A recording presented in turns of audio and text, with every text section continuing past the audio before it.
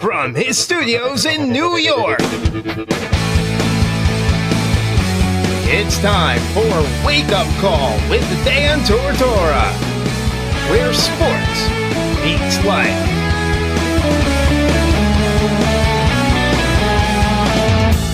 Here's your host, Dan Tortora.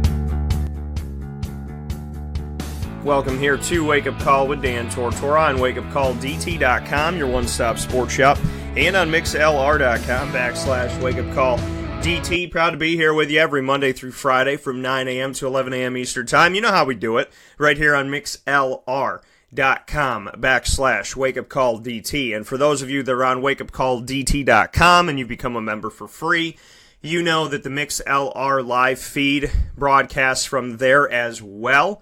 It's embedded right there on wakeupcalldt.com's homepage.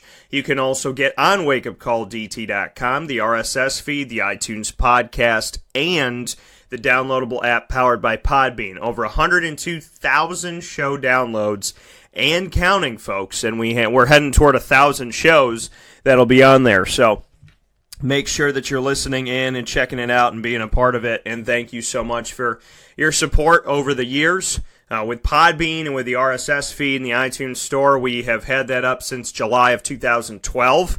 It's hard to believe that will be 6 years in just a couple months here. So thank you for your support and for your love. As you know, with this show, it's not about the numbers, it's about the people. It's about the relationships, it's about what we do. And, everybody, oh, Dan, you got to have numbers, you got to have this, you got to bring this, you got to do this, you got to do that.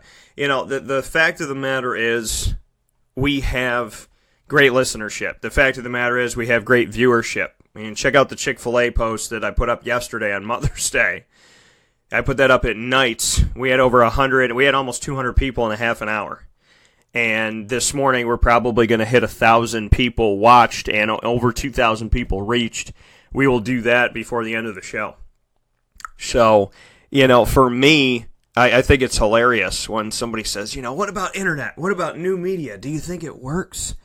Yeah, I just had a conversation recently this week with a no mind, and the conversation was, well, I bring you listeners, but you don't really have anybody. You don't really have listeners, do you? In this internet radio, you don't really connect with anybody. And I was like, no, we only connect with 102,000 show downloads, and they don't count your IP address multiple times, so it's not like it's the same person. And, I said on Facebook, we've reached 8,000 people in a week. On Twitter, we've had 344,000 impressions in 28 days. So all the numbers are there to substantiate the no minds. But what I care about and why I did this show from the beginning was not for ratings and viewership and listenership. It was to do something good, to be led by God, to help you to have a good day, and to talk my truth, be honest, be prepared, back up my information, and have people listen to this show and hopefully leave it with information that they value. Leave it being a better prepared person to face their troubles and their worries than maybe they were before. I set out to be a broadcaster because I love what I do and I love touching people's lives in a positive way. And there's so many people in the media that lie to you, that cheat from you, that steal from you, that I was going to be me no matter what. I don't know how to not be me, but even more so, it was time to be me more and more. That I just looked at this and said, God, even with just the election alone, you were lied to. You were lied to. Any of us that did our research saw the skeletons in the closet, and we were lied to. No matter who you voted for, you were lied to. And it just really broke my heart to see that the media had agenda that was so deep that there were people in the primaries for the Republican Party and the Democratic Party that weren't even given respect because the media didn't think that they were cool or sexy or jazzy or made sense. And it's not about that. It's about leading the free world. And so I was always going to be the broadcaster that I know how to be. But in today's day and age, I feel like every moral and value and foundation that my family helped set up and my friends helped enrich in my life are the things that we need right now. So I was going to do this no matter what, and now I look at this and say, God, honesty, integrity, laughter, comedy, anecdotes, analogies, joy, faith, God, all these things we don't have. And I didn't think I would be the only one to give them, but sometimes it feels that way. And it's whether I'm the only one or one of a million, I'm still going to give it. So, why do people listen to your show, or do people listen to your show? I always find is a hilarious statement, because I could ask the same question. Do people go to your games? Do people eat at your restaurant? Do people buy your, whatever, knickknacks, pallywhacks, give a dog a bone? Because the fact of the matter is, people that question other people are questioning themselves. And in certain instances, or they refuse to question themselves, I should say. Because the people that I have met in my life that question others, many of them need to look inward and don't throw stones in glass houses. And but that's just reality. People who don't seek to understand and don't seek to learn. I'm constantly seeking to learn. I'm constantly seeking to understand. I'm constantly seeking to get it, because I love learning, and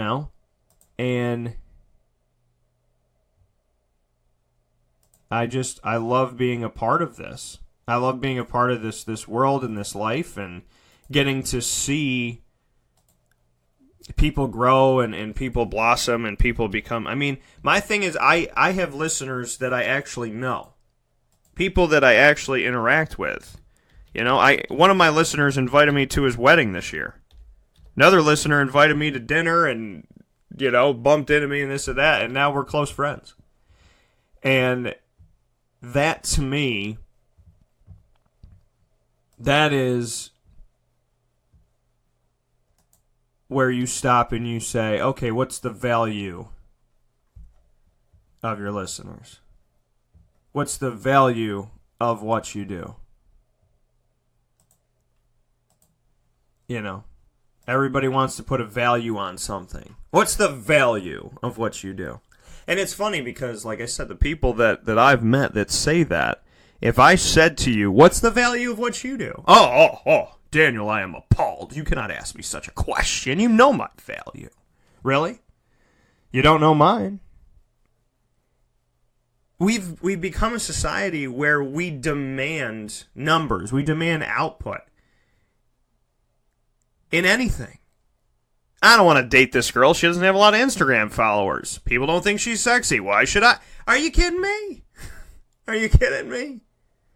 Are you crazy? Or the opposite. This girl's followed by so many guys, she's got pictures of herself in bikinis. I can't date this girl. Everybody wants her. I don't have the confidence that I can keep her around. Why? Why not? We've become consumed by materials and numbers. Well, Dan, only somebody would say that if they didn't have the numbers to substantiate what they do. Look at our numbers. Ask me about what Wake Up Call does. Just Wake Up Call. Not even Superpowered Pop in the company as a whole. Just Wake Up Call. Ask me what Wake Up Call does. We have numbers that will blow your mother-freaking mind. But what do I care? I don't care about that. I care about you. I care about you. Okay? You might listen to Callum Coward. I do too. I don't know what his numbers are, and I don't care. Do you know why? Because I like Callum Coward. Because I like listening to what he has to say. I like that he's real. I like that he doesn't sugarcoat. And I like that when somebody tries to defame him or smack him across the face, that he laughs in your face. I love that about him. I hope he is as confident and as strong of a person as he appears to be on television and radio. Because if he is a model of how to handle the world when the world doesn't know how to handle you. And I can respect that. And I can appreciate that.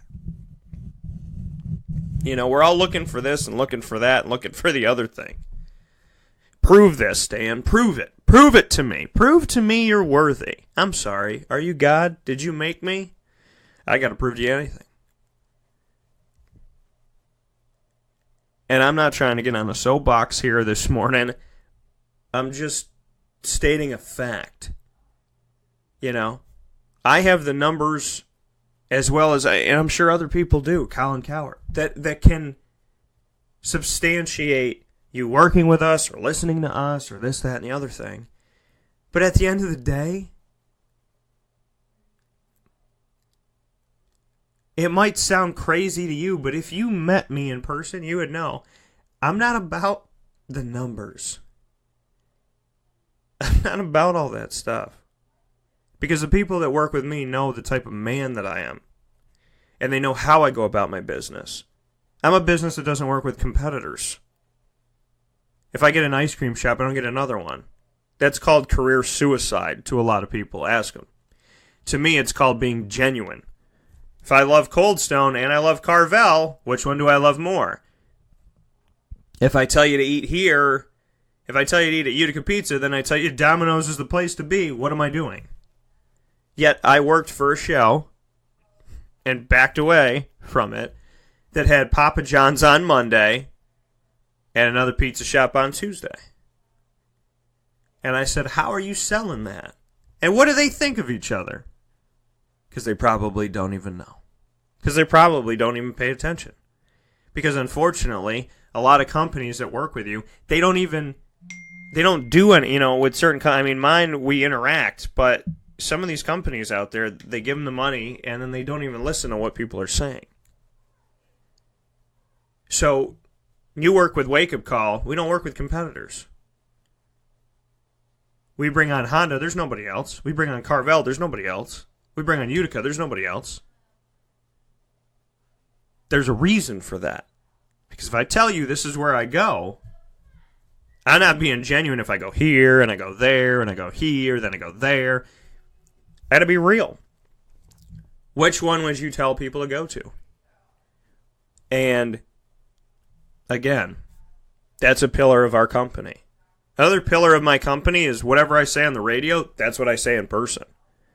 I've never had somebody go, oh, well, that's how you think about Tim Tebow? Well, that's not what you said last month, and I listen to your show every day, and I don't really understand. Oh, well, I just said that as a quip. I just said that to, beef up. I just said that to get some people razzed on Twitter. And I had shows that I worked with that told me to do that. Oh, just take this opinion so we can build up some people getting crazy and fighting with us. We got to ramp it up. And I'm like, no.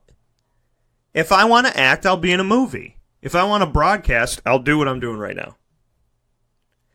And there are pillars of this company that I put in place.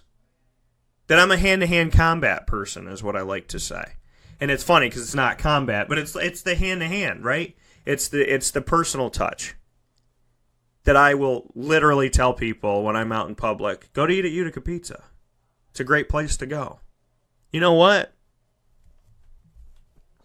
If you see on social media that I'm over there, pop in, say hi.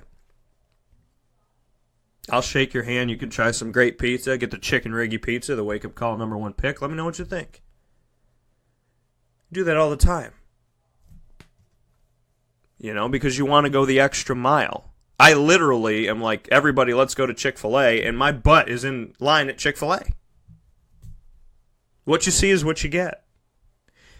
Being genuine. Oh, okay, Dan. Well, I can believe that you go to Chick-fil-A and Carvel and this and the other thing, but there's no way that you used Lawrence Papaleo as your real estate agent, because that's like a massive purchase. Yeah, we were his first sell, or his first sale, whatever. We were his first sale. I worked with him when he was starting out. Well, Dan, that's crazy. You got approached by somebody who was in the business for 22 years. I don't care. I liked LJ's morality. He was realistic. He was moral. Values. He had fun. He laughed. He was hospitable. He was family-oriented. He treated my wife and I the same. So why did I work with Lawrence Papaleo, whether it was his first sale or his 1,000th sale? Because he's a good man. And because he's a good man, I felt good about buying the house. Anybody else would have been a real estate agent. He became a friend. So when people look and say, you used him as your real estate agent, that's like a huge payment when you get a house and this and that and do your office and all that. And I said, yeah. And we went through him. You want to know why? Because I wanted to be somebody who gave all I could to somebody else who was working their behind off, hoping that people saw that, hoping that people understood that. When you build from the ground up, it's hard to get that first sale, that first sponsor, that first this, that first listener. But when you work diligently, doing the right things and giving it all to God, I believe, and I know it to be true, that it happens. So for LJ, I wanted to work with him, irregardless of how many years he did it, because I like him as a person.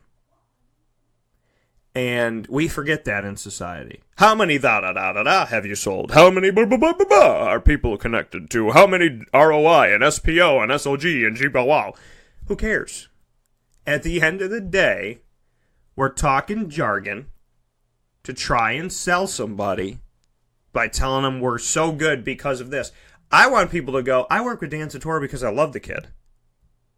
I work with Dan Tortora because he's not afraid to talk about God. He has a faith. He's honest.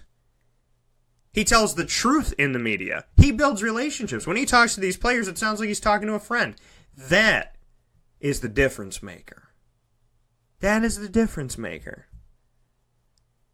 I still cheer on Mike Hopkins. I will for the rest of my life. Because you want to know why? He's always been good to me, and I've always been good to him. And I'd like to think that if we bumped into each other tomorrow, he'd give me a great big hug, and I'd be like, Mike, why'd you leave and go across the country? I miss you too much, brother. But I'm proud as all get out of him. I am. You build relationships. The 1,000+ people that have graced the stage of Wake Up Call never said, oh, how many people do you have at all? How many people are listening? They just came on the show. You want to know why? Because they like me and I like them. And I wanted to do something with them that was fun. And they said, yeah. What you see is what you get. The crazy, unfortunate thing about today's world is that finding a genuinely good person is not an easy task. And if I want to find genuinely good people, I better damn well be one. And I told you this morning that I was going to connect it all back to moms. So let's get into the morning menu so I can do that. Here on Wake Up Call with Dan Tortora, Monday through Friday from 9 a.m. to 11 a.m. Eastern Time. We like to start off the show by giving you our menu of topics. The morning menu, that is. Live now with the morning menu is Dan Tortora.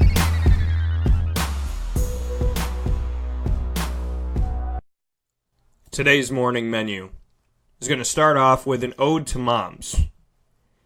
Appreciation for mothers. For who they are and what they mean. I can only speak from my perspective. I can only speak from my story. And it's a great one. And I look forward to sharing that with you in just a moment. After that, you and I are going to be discussing a bunch of different things. We're going to head from football to baseball to basketball. We're going to talk about the Celtics taking care of the Cavaliers in Game 1 of the Eastern Conference Finals. We'll talk about those Arizona Diamondbacks. Even though they didn't pull off the dub last night when I was watching the game, we will discuss what they've done so far this season. Because why? People in Syracuse and Central New York need to know that Phoenix is a place that's warm pretty much all the time. So we're going to discuss dry heat. I get told that all the time. Oh, Syracuse, you got so much humidity. Come to Phoenix. Lay down for a little bit in the sun. It's dry heat. You hardly even sweat. It's beautiful. I love it. So my mom just went out to Phoenix, Arizona, and she had a phenomenal time. I need to get my butt out there. But you know who's out there right now? Pat Corbin from Cicero, North Syracuse, and a bunch of great players in Major League Baseball. So we're going to discuss that in a moment. And then we're also going to discuss some of these interesting stories from the NFL as we head into practice time. So that's all going to be happening in just a little bit here on the show. But not before we give an ode to moms. So, like I said, wasn't on a soapbox this morning. I love how people say, "Oh, don't me." You want to know what statements I can't stand? It is what it is. Period. Because that means it is what it is, and whether I agree with it or not, I'm not going to try to change it, which is really messed up. Or somebody saying along the lines of, "Yeah, oh, I know it's cliche, but I know it's cliche. It's cliche to say hard work pays off. No, it's reality." Just because I feel like people say it's cliche when you say something that is true that's been said a lot. Good morning's cliche. Hello is cliche. And there's people that are going, yeah, Dan, they are. Those people that wear their berets inside the cafe and always want to judge other people's lives, I can't stand it. It needs to go away. But not everybody wears a beret is a bad person. I think I own one. And there's nothing wrong with berets. I was just trying to make a statement. But it is. I mean, it's crazy. This is cliche and that's cliche. It's funny to me. It really is funny to me. Because what makes it cliche? That it's said a lot? That it's true? Because there's a lot of cliches that are true. Hard work pays off. Kind of true. So this morning, like I said, oh yeah, and the people that always, oh, you're on a soapbox, or you're preaching this morning, oh, blah, blah, blah, I don't want to listen to that. Call it what you want to call it, but when people want to give good advice to help other people, a lot of the times it's called preaching. I would love somebody to preach to me if they gave me good advice every day. Preach away, brother. Amen, Jesus, yes. Let's go. Hallelujah. But I came here this morning to start off with an ode to moms, and I started off the broadcast with talking about we are consumed by numbers. We are consumed by materials. We're consumed by money. That will kill us all. And it's not going to be good. It's not going to be good. And when I sit in a meeting and I go, we're killing it on Facebook. We're killing it on Twitter. We started using Instagram more. We're doing really well there. In my opinion, we're doing great things there. We're killing it on the website. We're killing it here and here and here and here and here and here and here and here and here and here and here. How many places do you have to listen to the show? 7? At least. How many places does the traditional radio? 1, maybe 2. So we put it all together, right? Put it all together. And that's not a knock on traditional radio. I'm just stating. When I was on the radio, there was one place to listen, and then if I did a bunch of other work, there was maybe another place because I had to do it all myself. So you tell people all that information, but what I genuinely care about is when somebody goes, damn it, I like you. I like you. I got 700 people calling me every single week. Work with me, spend this, spend that. But you're different.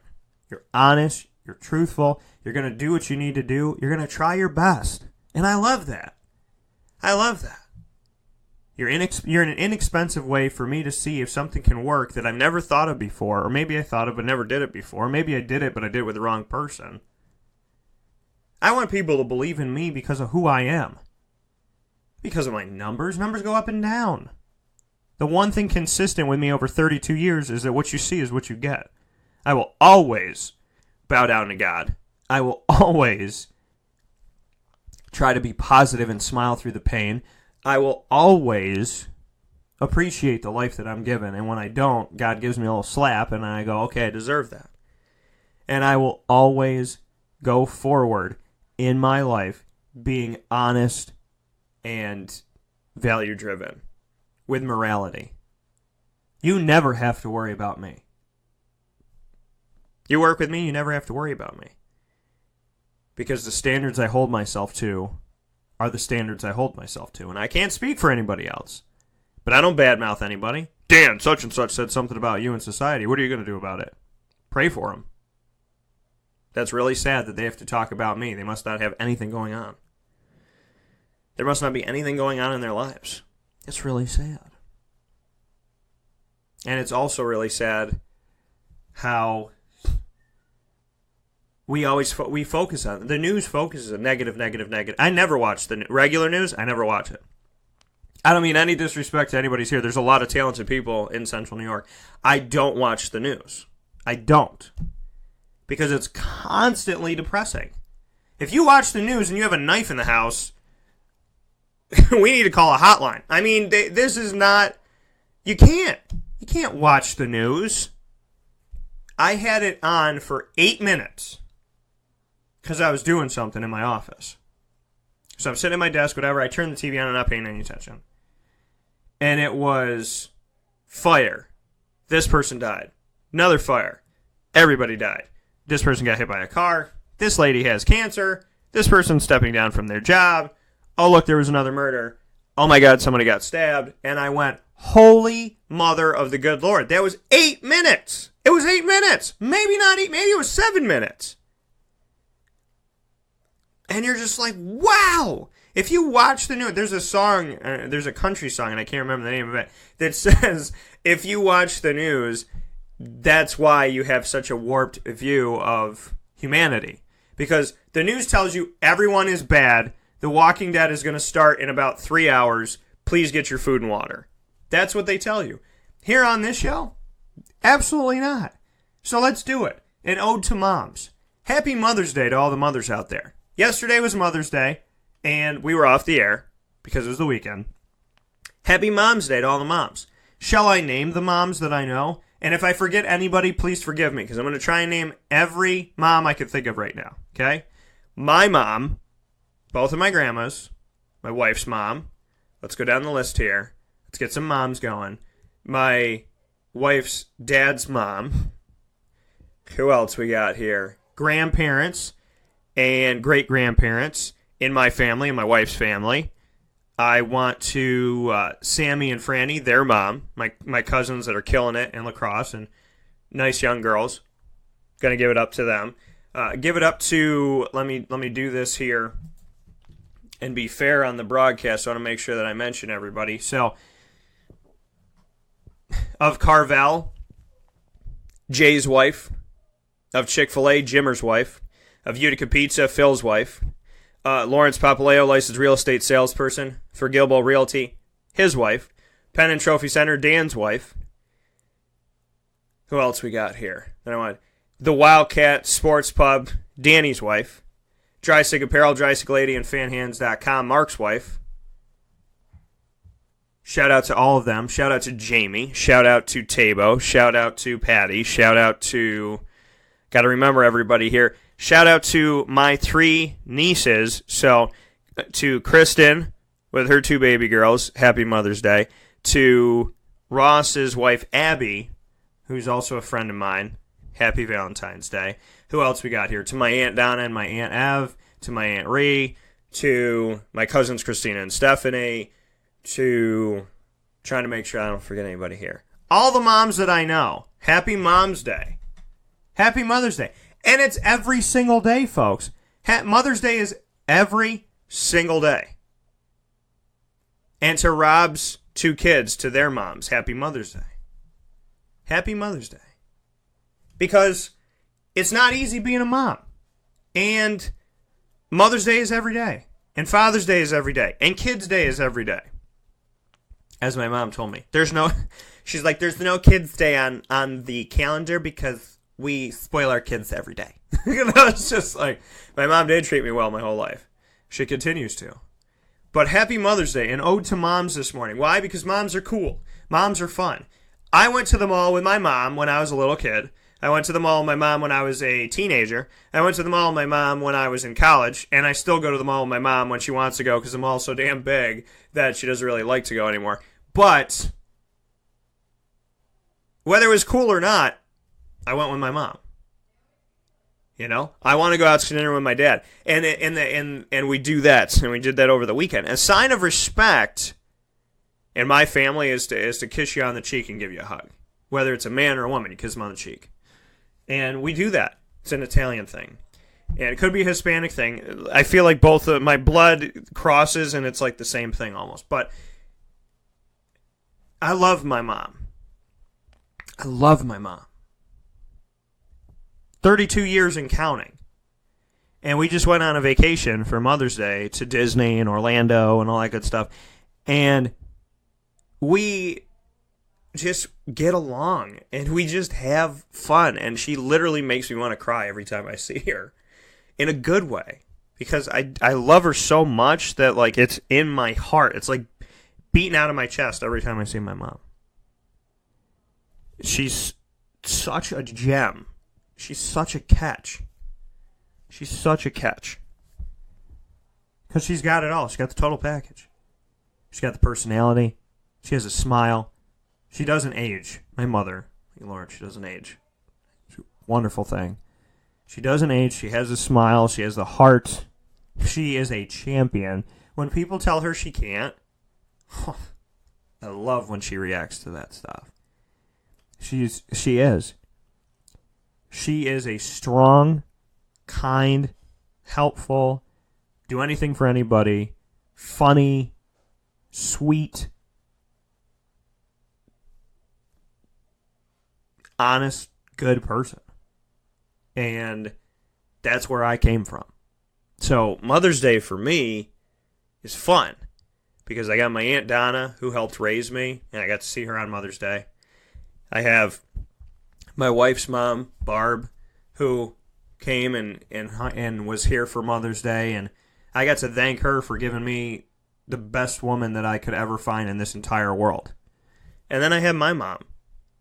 And this is the first year without my grandma being here, my G-mama, that many of you know because she lived to be 100 and whatnot, and I talk about her all the time.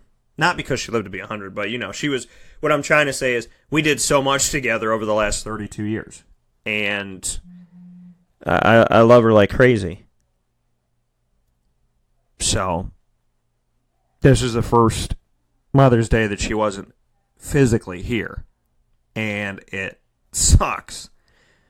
But, in her memory, for those of you that are pickle connoisseurs, we had sweet gherkins and sweet petites, which are what she gave me. Petites were supposed to be like substitutes for gherkins, but they're really good now. But she loved gherkins. So we had those on our Mother's Day menu that I made. I cooked everything yesterday. Told all the ladies to sit and relax. My wife, who's the mother of our puppy, Lillian. So my wife, my Aunt Donna, my wife's mom, Barb, and my mom, Debbie, they said, what do we need to do? We need to bring. I said, come here, sit down, have a good time. I made a menu, put it all together, sweet gherkins, sweet petites for G-Mama, and pineapple and cottage cheese for G-Mama as well. And I miss both of my grandmothers. I do. I wish my dad's mom had been happier in her life so that she could have enjoyed more and seen more, but that taught me to not be that way. That taught me that when the world gets you down and questions you and wants you to fail and pushes at you and jumps on your shoulders and sits on it with an anvil, that you can't let it win. Because my grandmother was such a loving and caring and sweet woman who gave me the best hugs and kisses and everything. You know, and she just, the world made her angry. My other grandmother, she's like, whatever. The world's going to be this, the world's going to be that, that's fine. I'm going to be me. I'm going to be Marie. So my grandmothers both taught me something, and they both had hearts that loved me dearly, and I love them dearly, and I look forward to seeing them someday and giving them giant big hugs. I hope that in heaven you can still feel hugs, because I love them both. And, you know, my G-Mama, this was the first year that she wasn't here for Mother's Day, and like I said, it sucked. And but I take what she taught me. You know, I take what she taught me. And she taught me to be a good boy. Be a good kid. Keep my nose clean. Don't involve myself with negativity. Don't respond to negativity. Just be a positive kid. It's not that hard. You know, you wake up in the morning, you just be a good person. Let people question you. It doesn't matter what you do. LeBron James won how many championships and people still think he sucks? I think it's annoying as crap that he just can wreak havoc on a team like Toronto and they have no response, but I respect the hell out of him. I really do. He's a damn good player. He looks like he is potentially that he has a Mardi Gras type of big head, but at the same time, he plays basketball like a champion. People still question him. People question presidents that were presidents 15 years ago. People question everything. We question everything. My mom taught me in life, don't question. If you believe it in your heart, don't question it. Don't question your girlfriend. Don't question your wife. Don't question this. Don't question your friends, because you make people feel like you don't trust them, and then they start to not trust you, and then they start to create some separation, and then you lose it.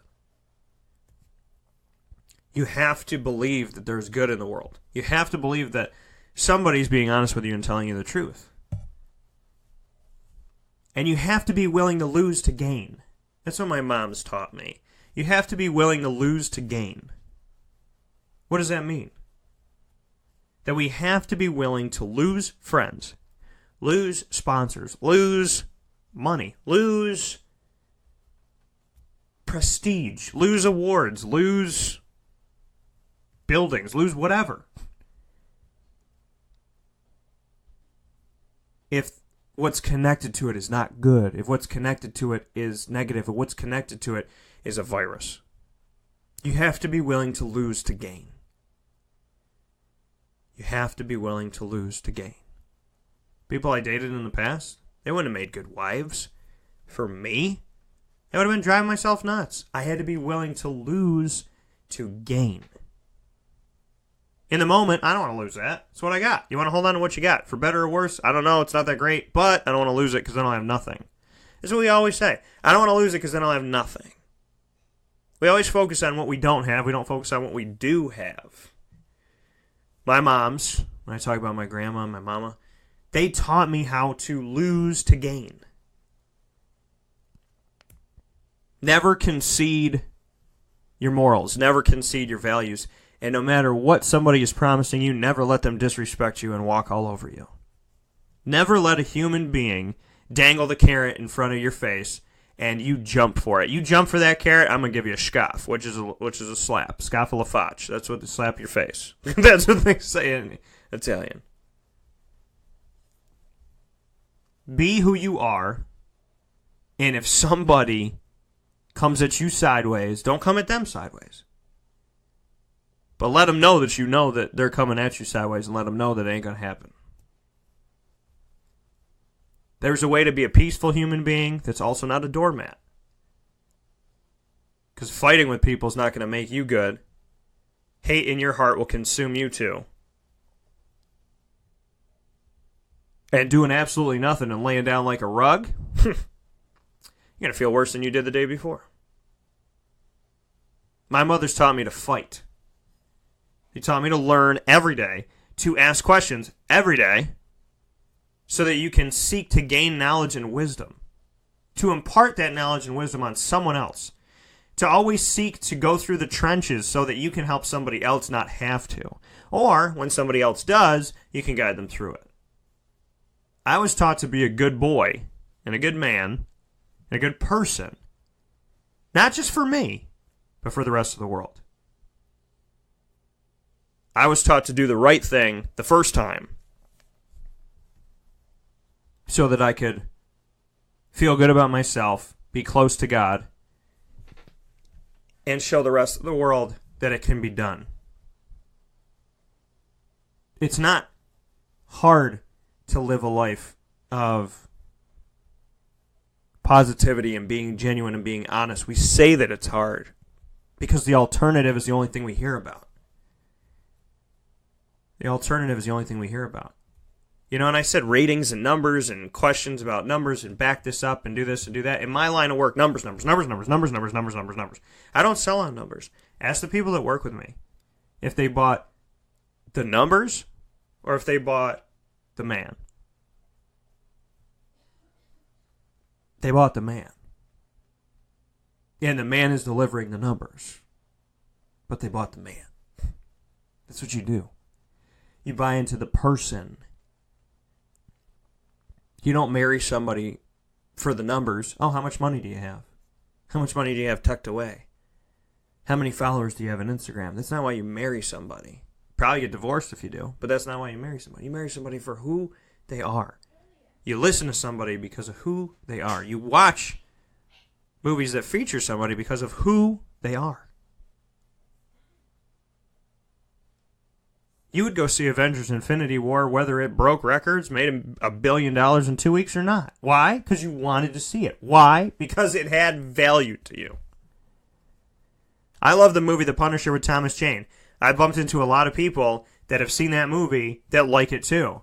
One of the most critically bashed movies ever done in connection with Marvel. Totally disrespected and thrown under the rug, yet when I talk to people individually, they're like, no, it was a good movie. I don't know why people hated it. What the hell? It was one of the top-selling DVDs. When it went out on DVD, it was one of the top-selling. When Blockbuster was still around, it was one of the top-selling DVDs in the nation.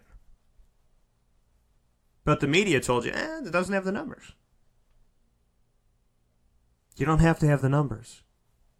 You don't have to have the money. You don't have to have the... whatever. The shirts and the dresses and the clothes and the this and the that. You don't have to have that. People grab after that stuff and hold on to that. Oh, prestige, prestige, prestige, prestige. Prestige is not attached to numbers. Prestige is not attached to money. Prestige is attached to good people. Jesus walked this earth how many years ago? Over 2,000? I know him. Do you? I do. Ask me how many rich people that I know about. So, ask me how much I know about Bill Gates' life. Or Steve Jobs. I'm happy that they helped technology along. Yay, technology.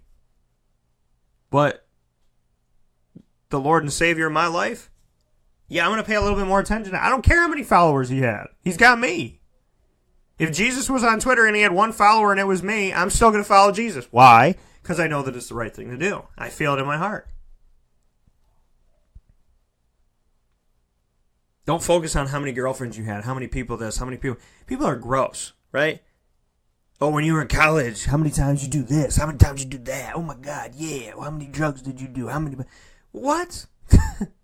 Are you a good person? Are you a good person? I don't care what you look like. I don't care where you came from. I don't care how much money you have. I don't care what you do for a living, as long as you're a good person. You're a good person? Okay, then we're rolling.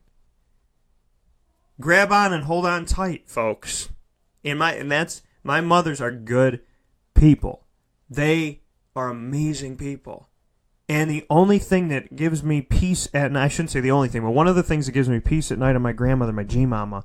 G-Mama, love her so much. Why she's not here, one of the things that keeps me going, there's a few things.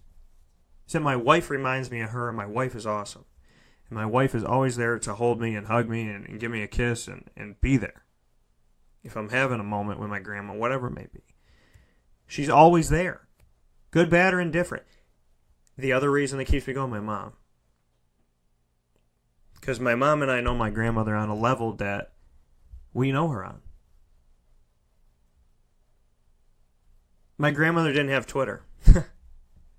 My grandmother didn't have Facebook. My grandmother didn't have Instagram.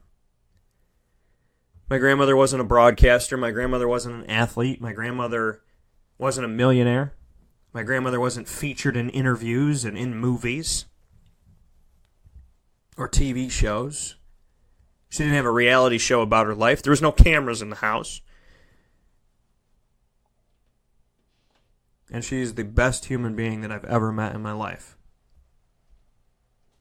It ain't about the numbers. It's about the people.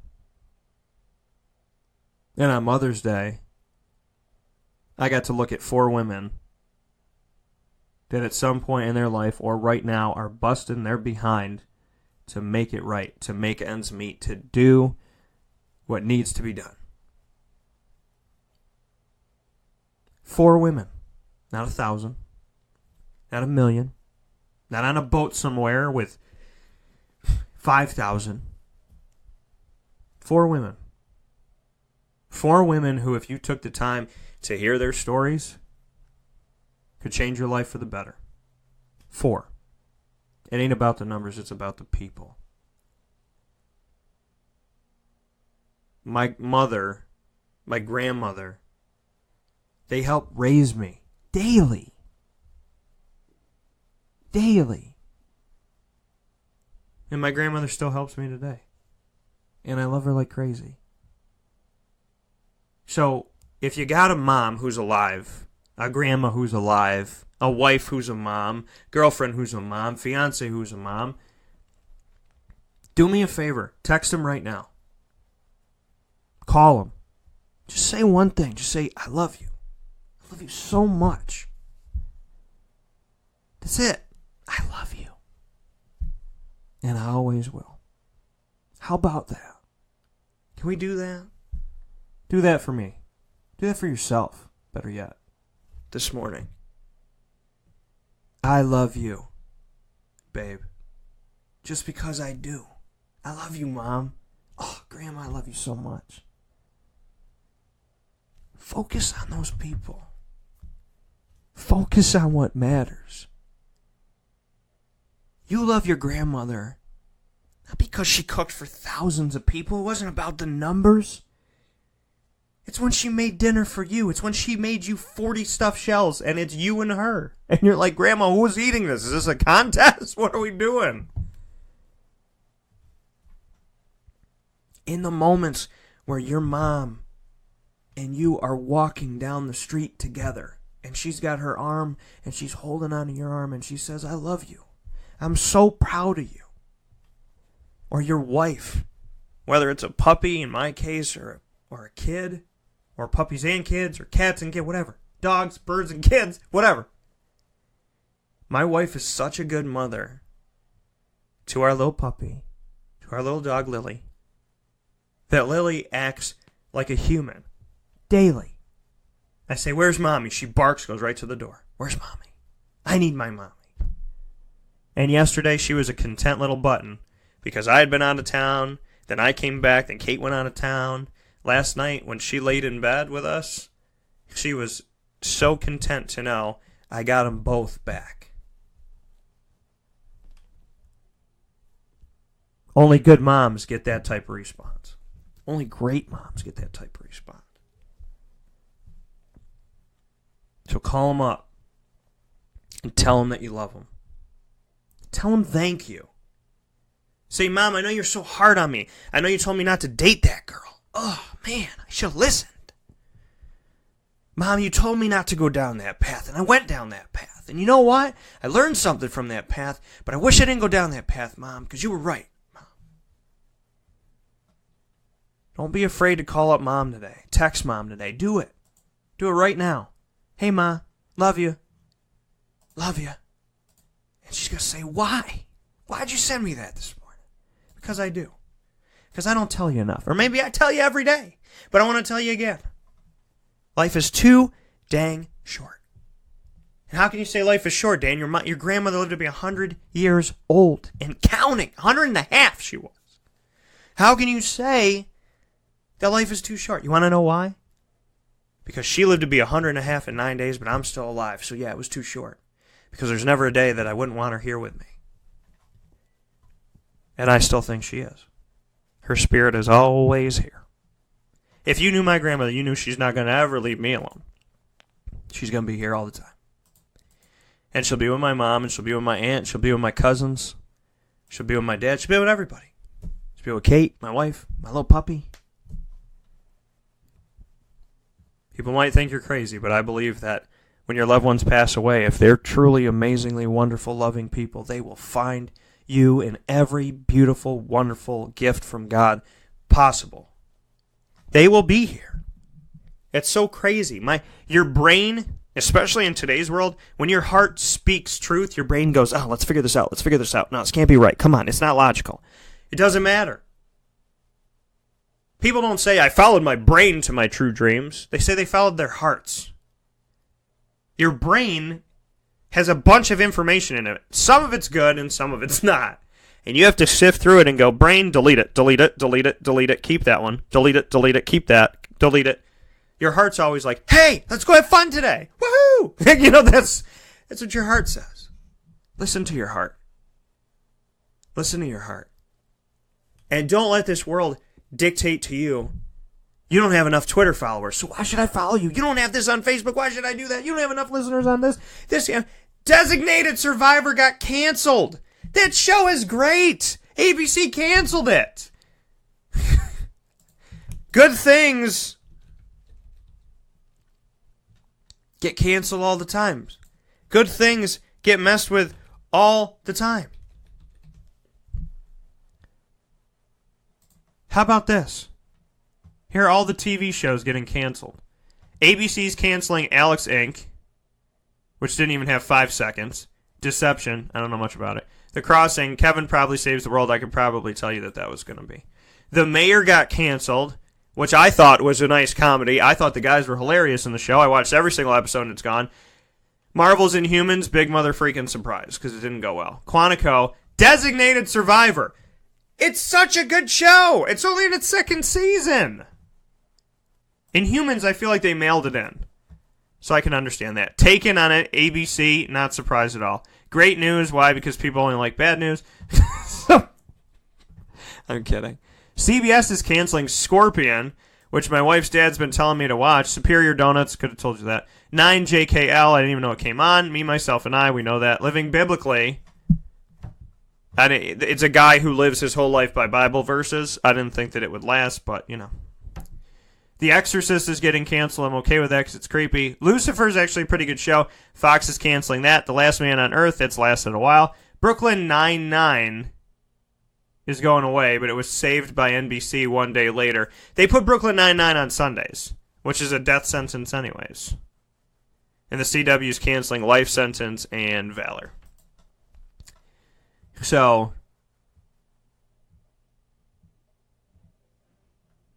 CBS is, or not CBS, what is it here? Brooklyn Nine-Nine is saved by NBC.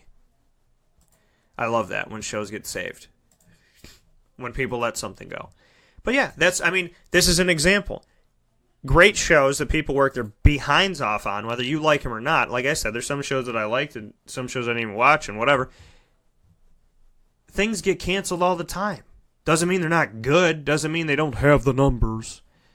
Girl Meets World got canceled with millions of viewers per episode. Millions.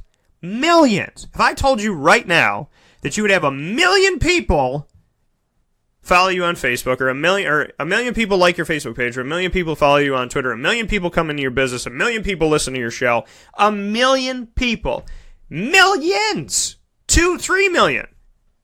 And Disney went, that's not enough. That's not enough. The numbers at the end of the day don't matter. It's the people. It's the people. It's all it's about. It's the people. If you do things just for the numbers, you might as well be a computer. Or you might as well be the old BCS. Or you might as well be the NCAA selection committee. And nobody wants to be any of those things. We're going to take a step aside. On this show. I made it funny. We're going to take a step aside on Wake Up Call with Dan Tortora. When we come back, the second hour of the show is going to be dedicated to the NFL, Major League Baseball, and the NBA.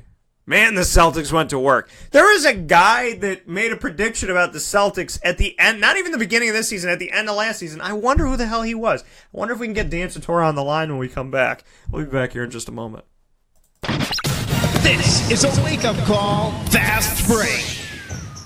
Carvel DeWitt, it's what happy tastes like. Do you know why? Because we make ice cream. Creamy, rich, flavorful ice cream. Not yogurt or ice milk like some of our competitors. Ice cream. Fresh, by hand, daily. For the calorie conscious, we have something new for you. Our new Carvelite. Same great flavor, creaminess, and texture of our regular ice cream with only 35 calories an ounce. So whether you want an ice cream cake, flying saucer, dasher, carvalanche, hard or soft ice cream, we will satisfy your craving with our fresh, handmade regular or new Carvelite ice cream. Carvel DeWitt. It's what happy tastes like. Clothing that will change with you without you having to change. DreisigLady.com, DREISSIG Lady.com. With the Bamboo line Relaxed Fit clothing as well as the Athletic Fit clothing, DreisigLady.com is fit for any woman, any time of the day, anywhere. Whatever you're doing, whatever your day commands of you, command yourself to feel comfortable in Dreisig Lady Apparel. DREISSIG Lady.com. For all the women out there, feel good in what you're wearing. And don't feel like you have to constantly change throughout the day. Whether you're a stay-at-home mom, a business owner, going for a jog, going for a meeting, or just relaxing at home, DreisigLady.com is the right fit for you. DREISSIG Lady.com.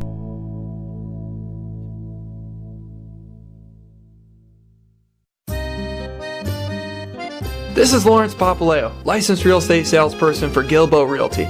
Call our home office at 315-752-9513, or better yet, call or text me directly at 315-748-2524.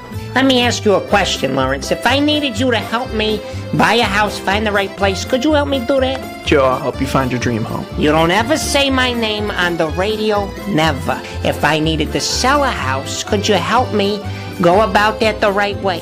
Yes, I can. How do they get a hold of you? Call me directly at 315-748-2524. But you also do the commercial property. So if I got a business, couple businesses, got to take one here, move it over there, do this, do that, are you going to help me buy and sell my commercial property also? Yes, sir. I like that. What's my name again? I have no idea. Absolutely, but they need to know your name, so give it one more time. This is Lawrence Papaleo, licensed real estate salesperson for Gilbo Realty. My phone number is 315-748-2524. Why don't you tell them your name one more time and that number so we can jot it down? This is Lawrence Papaleo. Call me or text me directly at 315-748-2524. This is Jimmer Sikowski, owner-operator of Chick-fil-A Cicero, 7916 Brewerton Road in Cicero, right in front of the Home Depot. I had a deep feeling that God wanted me to do something bigger with my life and to help people, help others. I kept putting Chick-fil-A in my life, and I realized as I was going through the franchise selection process that positively impacting the lives of others was really core to what we do here at Chick-fil-A. First of all, it starts with the food. The food is brought in fresh daily. We bring in local produce. We prepare to order in the kitchen. We hand bread our chicken. We hand spin our milkshakes. It's great food. It doesn't taste like fast food. I think the second thing is the way people feel when they come in a Chick-fil-A restaurant. It's different.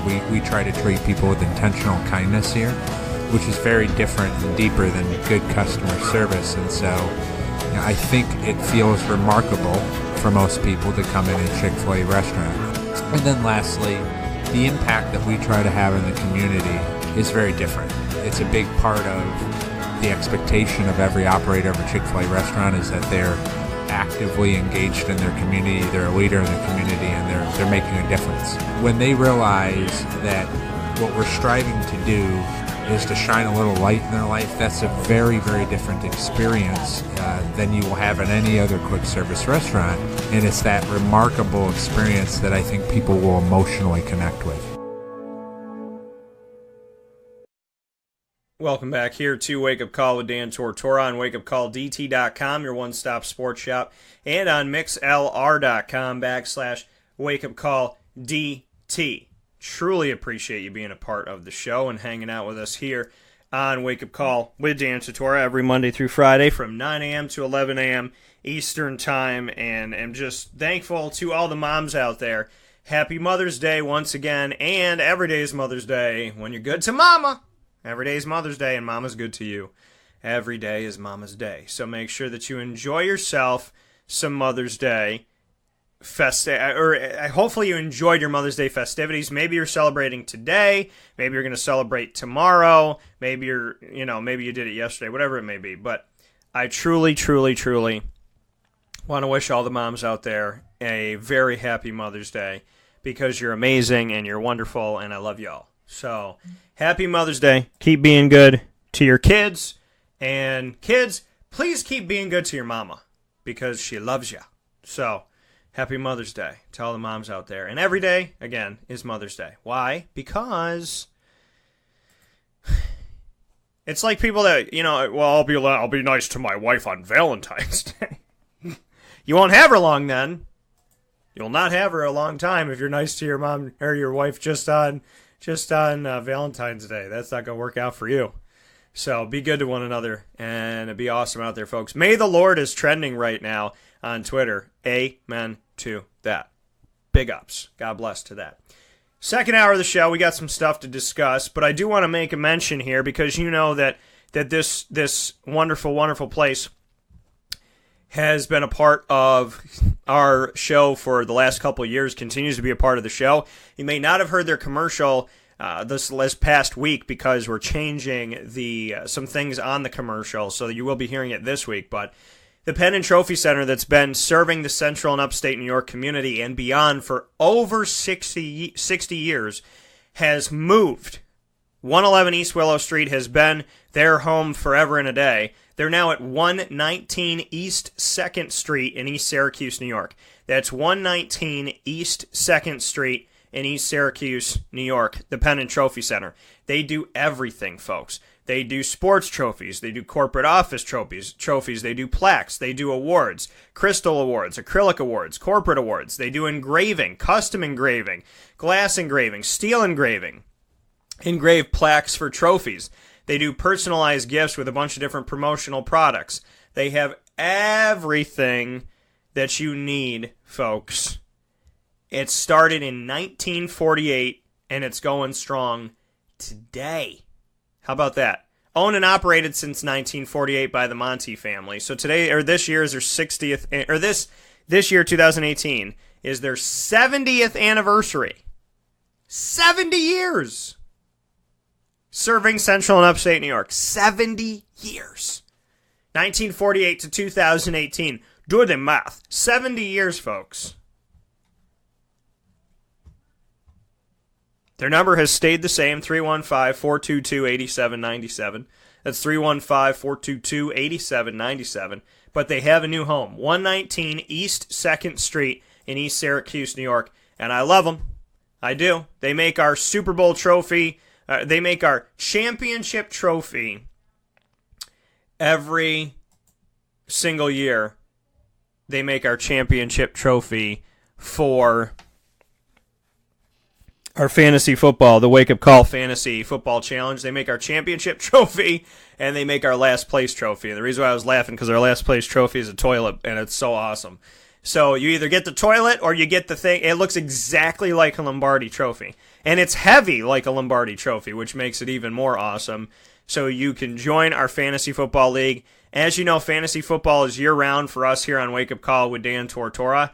So you can join at any time. You can message me on Facebook at Wake Up Call DT, on Twitter at Call DT, on Instagram at Wake Up Call _DT, whatever it may be, and say, I want to join your Fantasy Football League. Pen and Trophy Center has been making our trophies for the last couple of years, and they have been absolutely amazing in putting these trophies together. There's nobody else we'd rather work with when it comes to giving you your Lombardi Championship trophy or giving you your little toilet seat with the face in it. So I tell people all the time, if you have social media, better watch them pictures, because not only do I put your face in the toilet seat if you get last place, I pick the picture that goes in the toilet seat.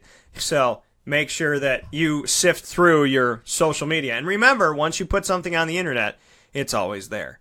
So just to let you feel a little bit creepy about it, but it's there. The Pen and Trophy Center, though, awesome place, giving us our trophies every single year. I'm so pleased by them. I'm so appreciative of them, and they mean so much to us. So thank you to the Pen and Trophy Center for all that they do to be awesome in this community and beyond. So with that being said, big shout out to the Pen and Trophy Center. And so that you know that they're in a new location, make sure that you write it down. 119 East 2nd Street in East Syracuse, New York. The fact of the matter is, folks, you will need the Pen and Trophy Center at some point in your life for something, because you're going to get something engraved as a gift. You're going to do, when you get married, you might want to engrave those rings. You're going to do something with the pocket watch from your grandfather. You're going to do something for, let's say you had someone in the military and you want to put the flag in a special casing and whatnot. If you have somebody at work that gets Employee of the Month, and so on and so forth.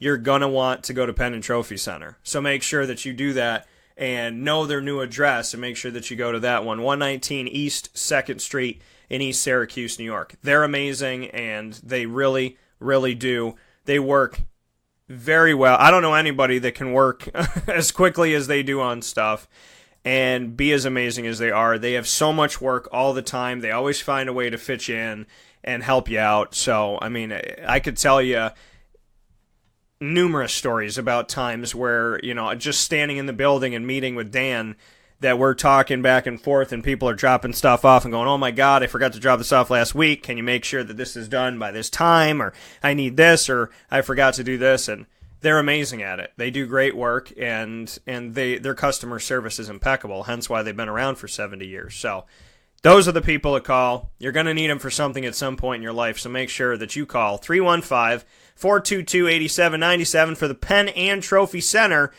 which does so much in this community with awards and plaques and trophies and engravings and whatnot. 119 East 2nd Street in East Syracuse, New York. Shout out to you, Dan Monty, and the fam. Thank you for the amazing work that you have done. And your father, Dan, as well. I heard that Dan's a really good name. With that being said, we're moving on here in the morning menu of today's broadcast of Wake Up Call with Dan Tortora. And I'm excited for the opportunity to jump forward here into something that happened during Mother's Day, and that was the Boston Celtics. They happened to those Cleveland Cavaliers in a big, ginormous way.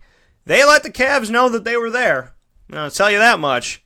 The Cavs have no doubt in their mind that they met those Boston Celtics yesterday, and that the Boston Celtics maybe, just maybe, wanted you to know that they aren't a pushover. Now, the Boston Celtics, for what they're doing, yeah, they won this game by 25 points, so that's pretty awesome. But they did it, and they've done it all season long without Gordon Hayward. And I said at the end of last season, not even the beginning of this season or the offseason, the end of last season, the end of when Cleveland played Golden State and the record continued to rotate as it seems to have been doing over the past couple of years, I said, in the next 2 years, if any team is going to dethrone the Cleveland Cavaliers in the East and make it to the NBA Finals, it's the Boston Celtics. I thought that with Gordon Hayward, this is like they had Kyrie, whatever, but this is before Gordon Hayward. And obviously, Boston won the deal because Cleveland got Isaiah Thomas and shipped him away in a hot second, and Boston still has Kyrie, he's just hurt. Gordon Hayward hasn't played all year long, folks. I think him with Brad Stevens and back again, and oh my God, I feel like we're going to go back to those days where Boston was winning, like Larry Bird time, when Boston's just making it happen and winning championships. I'm not saying that Gordon Hayward is Larry Bird by any stretch of the imagination. Don't get it twisted. I'm saying that I have this feeling about Gordon Hayward in a Celtics uniform with this team and what they're doing right now that can make you feel, as a Boston fan, like, oh my God, remember those days when we had Larry Bird and we were so freaking good? That's what I'm talking about. Championships, the opportunity to vie each year for something. Boston is an exciting team to watch. Even if you're not a fan of Boston, they're an exciting team to watch. Al Horford, who's been around forever and a day out of Florida, 20 points in 27 minutes, 8 for 10 from the field, getting it done. He had 6 assists as a big man. But how about this man, who I interviewed, and he's been on the show, Jason Tatum, Duke product, only had 16 points in this game, but he was nailing those shots late in the game, folks. He's making it happen. He's going coast to coast. He's going down the lane. He's doing this, that, and the other thing. I mean, he's getting bumped. He's trying to pull the ball out from under his arm and move it over here and do this and do that. It didn't look like it was an easy job by any stretch of the imagination. But we all talk about how LeBron just goes to the basket whenever the hell he wants to. Jason Tatum didn't have a lot of people stopping him, and then he'd pull up for a three and make it happen. Terry Rozier didn't have a lot of points, but he had a layup toward the end of the game where he attacked the basket, showing his fearlessness. And, Jaylen Brown, who comes from California, and his experience is 1 year. He was drafted in 2016. He spent one season in the NBA going into this season, and Jaylen Brown had 23 points in 28 minutes, 9 for 16, 3 for 5 from 3-point. I mean, Semi Ojeleye from the American Athletic Conference from SMU. Semi Ojeleye got some points toward the end of the game here. They put everybody in pretty much. Shane Larkin's not playing right now. He's been hurt with a shoulder injury. He's out for Game 1 and Game 2 and is unlikely to appear in the series. Another guy that I interviewed, he came from Miami, and I had an opportunity to spend some time with him covering the ACC. But you look at this team, everybody scored except for Gershon. Everybody else scored that played for the Boston Celtics. Everybody. Marcus Morris had 21. Horford had 20. Tatum had 16. Rozier had 8. Brown had 23. That's your starters. Ojeleye had 3. Nader had 2. Monroe had 2. Baines had 4. Smart had 9. Everybody doing a little bit of this and a little bit of that. But so we talk about offense. Let's talk about some defense. LeBron James had 15 points in 36 minutes. Did not make a 3 and was 5 of 16 from the field. He had 9 assists, which is awesome. He also had 7 turnovers. So he had 9 assists to his team and 7 assists to the Celtics. Kevin Love, 17 points in 31 minutes. That's down 2. 1 of 4. So him and LeBron combined to go 1 for 9 from three-point range. 5 for 14 from the field.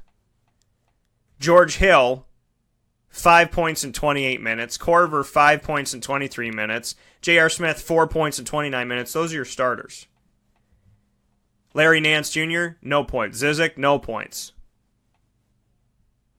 Osman, no points. Jose Calderon had 2. Their big guys off the bench, as far as points, were Jordan Clarkson, who had 10 points in the game, and then Rodney Hood, who had 11. Another Duke product, Rodney Hood. So it wasn't just about Boston scoring points. It was about their defense. 15 points for LeBron James, a bad day. 17 points for Kevin Love, that's okay. The rest of your starters, 5 points or less, it's huge. Cleveland, even at the end of the game, and that's the thing that I like about Boston and how they're playing, because I can't stand when teams play any other way. Boston, when they're up by 20 or 30 or whatever, they didn't pump the brakes. They didn't do it. They kept their foot on the gas. That's what they did. They're on a racetrack. They're about to win this thing, and they're still going full speed. Whipping around the corner. That's what they were doing. The Boston Celtics, with their second string, third string, whatever the hell you want to call it, they played hard defense till that clock ran 0. They didn't allow anything easy. And that's huge. That's huge for them. That they did what they did, how they did it. They didn't make the game easy for Cleveland the entire game. Being up by 20, almost 30, 15, whatever, they didn't make it easy. Now, I know Cleveland's not going to make the series easy, and there's a notion that they won't get blown out like this every game.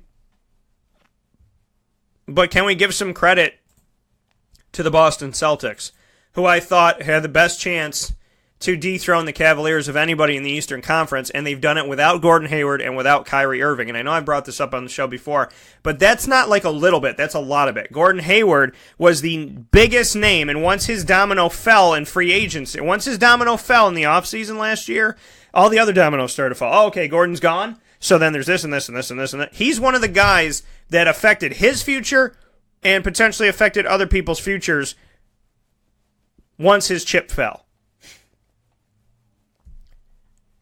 So, you don't have that on your team right now, right? He's on your bench, but he's not playing. That massive chip of last year's free agency. Then you have Kyrie Irving. Terry Rozier, can we give him some credit, some dap, some love? 34 minutes, 8 points, doesn't look good. 6 rebounds, all defensive. 8 assists in the game, 1 turnover. 8 assists to 1 turnover. LeBron had 9 assists to 7 turnovers. It's the way that Boston played, though. Yeah, they forced up some shots, and they didn't run the clock down toward the end of the game, which I wish they would have done that. I mean, if you're watching this game and you're seeing them play, and you're a fan of basketball, you're like, run the clock down, man. You don't need to be chucking up threes trying to build up, pad your stats or whatever that may be. So, outside of that, though, defensively, they ran back down, they set up, they had good defense. They were not trying to allow easy shots. There were some shots that Cleveland was able to get off, and Cleveland was just off on the night and just wasn't making them. And that's not going to happen every night. That's why you have to put yourself in a position where your defense is strong. And when bodies were bumping toward the Celtics, they were bumping the body back. They were going, okay, you know what? Maybe they're Jersey Shore, because every time the beat bumped them, they bumped the beat back. For real, though. But really, they did. They didn't make anything easy. And that was toward the end of the game. When you think, okay, they're going to let up a little bit. They're going to make things a little bit easier. They're not going to try as hard. Yeah, BS. It's BS. Aaron Baines, 6'10", 260 pounds. He was bumping bodies in there. Out of Washington State, 5 years experience. Born in New Zealand. Not a big-time scorer, but he's a body that's not easy to bounce through. People were going up to him, and he was just, putting his arm across his body and putting himself right between you and the basket, and they were bumping him and coming back off and passing the ball and bumping him and coming back. He wasn't letting you get through. He was your wall. We all talk about offense when it comes to the NBA. The defense of the Boston Celtics was pretty damn good, because everybody and their mother can score 83 points in the NBA. Remember when it was like the Dallas Mavericks were scoring 100 a game and people were like, oh my God, that's so amazing. They're so crazy good. And then Phoenix did it and they're like, oh my God, that's so crazy good. And Phoenix is going to like 6 overtimes, 4 overtimes in a game. Now it's normal to score 100 points in a game. And it's abnormal to be at 83. The Boston Celtics, yeah, they had a lot of offense. But the Boston Celtics, they got a lot of young guys on this team. That are just making it happen. They're figuring it out. Brad Stevens is a freaking genius. Brad Stevens, it said something to me when somebody had said to me, they said, this series is gonna lie on how Brad Stevens schemes and how he game plans against LeBron James. Like, what he makes his plays. What is his plan going to be? Series all the time, it's like, well, it's LeBron James versus Steph Curry. It's this versus that. It's offense versus offense. To hear somebody say it's LeBron James versus the game planning ability and the schematics of what Brad Stevens is putting in his blueprint, that to me is respect. You don't hear that about coaches in the NBA anymore. Well, this guy, depending on what he schemes and how he sets up this and how he coaches, is going to determine that. We're not talking about Cleveland's coaching, and it's no disrespect. We're not talking about Cleveland's coaching. We're talking about Toronto's coaching, because they lost. And they looked completely confused, and if you watch their Washington series, it looked like they had no confidence in what they were able to do. Brad Stevens was a genius in Butler, and he's still a genius.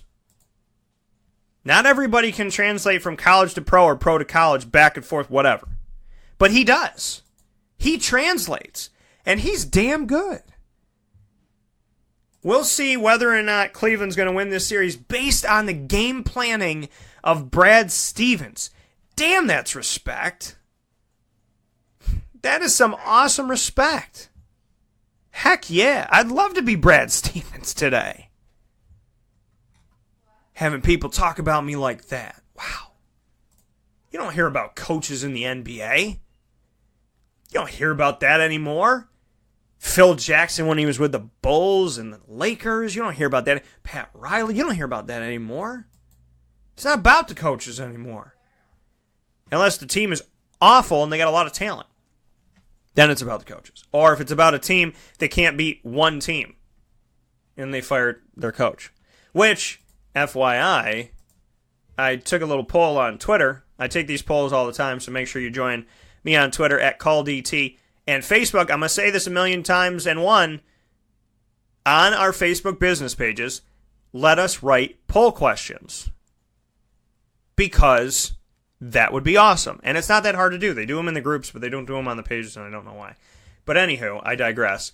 The poll questions on Twitter, at CallDT, CALLDT, join me on there. I put up a poll question, and I'll read this one in a second, but I said, what's your stance on the Dwayne Casey firing by the Toronto Raptors? 0% of you said you strongly agree with it. 11% of you said you agree with it.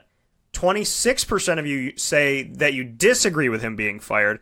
63% of you say you strongly disagree with him being fired, which means that an overwhelming 89% of the people that answered my poll question are against the Toronto Raptors' decision of firing their head coach, Dwayne Casey. Interesting. 73% of you said the Cavaliers will win the series. 27% of you said the Celtics going into the game. And then 53% of you said the Warriors will defeat the Rockets. 47% of you said the Rockets will defeat the Warriors. I think that people that, don't have a horse in the race are like, let's see the Rockets and the Celtics just to see something different. But I think the Celtics have a shot. Folks, I said this. I said it, I said it when they had Gordon Hayward, and I was hoping he would be healthy. But the Celtics could, they play the way they played last night. Damn. They're a good team. They're a really good team. They're a really good team. They're not making excuses for anybody. It's like, oh, this guy went down, whatever. Next man up. Let's go. They've been, they're good. Young, though. I love it. Because I remember interviewing Terry Rozier when he was with the Louisville Cardinals. I remember interviewing him and being like, man, I hope this guy succeeds. I hope he gets a chance in the NBA. When there's just like people you root for? I was rooting for him. And look at him now, on the stage that he is on. There's no Kyrie Irving now. He's playing. He's the dog. He's got to go to work. Crazy. These guys. Marcus Morris. I know he came from Kansas, and he's one of the, a piece of the twins of Marcus and Markieff.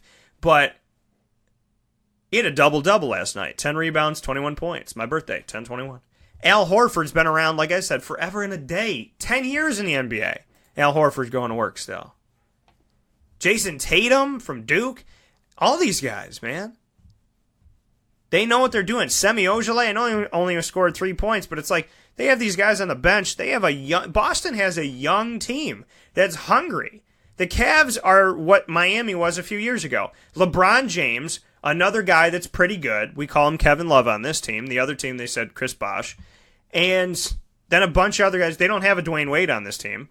They don't have a guy bringing the ball up, doing this, that, and the other thing, and a shooting guard that's one of the best in the nation, in my opinion, of his whole career. They have LeBron, they have Kevin Love, and then they have role players. Jose Calderon, starting point guard in Toronto, role player off the bench. Clarkson, role player. Hood, role player. Thompson, sometimes he plays, sometimes he doesn't. Role player. Nance, role player. Green, role player. J.R. Smith, still a role player. Kyle Korver, three-point shooter, just like Mike Miller was in Miami. George Hill, role player. They're all role players. It's how well you can play to help out. LeBron's going to go out and LeBron's going to try and score 30. And it's what you guys can do to fill in the gaps after that. The Celtics are a team. Cleveland is a LeBron and some other guys. It's if you went to go see a movie and it was Denzel Washington and a bunch of unnamed actors. Where Boston is like Ocean's 11. That's the difference. And I gotta say, when it's multiple people and anybody can step up in any given game, that makes the game more fun than going, oh, well, if LeBron has a bad night, I guess they're going to lose. I wouldn't want to be a role player on the team, bringing my chocolate chip pancakes to LeBron James and only eating a little piece of it because I don't want to, like, he gives me a little piece off the corner, but he gets to eat the whole thing. I don't want to do that. We'll take a step aside here for a fast break, and we'll come back with some NFL and Major League Baseball talk in just a moment. This is a wake-up call, fast break. This is Jimmer Sikowski, owner-operator of Chick-fil-A Cicero, 7916 Brewerton Road in Cicero, right in front of the Home Depot. I had a deep feeling that God wanted me to do something bigger with my life and to help people, help others. He kept putting Chick-fil-A in my life. And I realized as I was going through the franchise selection process that positively impacting the lives of others was really core to what we do here at Chick-fil-A. First of all, it starts with the food. The food is brought in fresh daily. We bring in local produce. We prepare to order in the kitchen. We hand bread our chicken. We hand spin our milkshakes. It's great food. It doesn't taste like fast food. I think the second thing is the way people feel when they come in a Chick-fil-A restaurant. It's different. We try to treat people with intentional kindness here, which is very different and deeper than good customer service. And so I think it feels remarkable for most people to come in a Chick-fil-A restaurant. And then lastly, the impact that we try to have in the community is very different. It's a big part of the expectation of every operator of a Chick-fil-A restaurant is that they're actively engaged in their community, they're a leader in the community, and they're making a difference. When they realize that what we're striving to do is to shine a little light in their life, that's a very, very different experience than you will have in any other quick service restaurant. And it's that remarkable experience that I think people will emotionally connect with.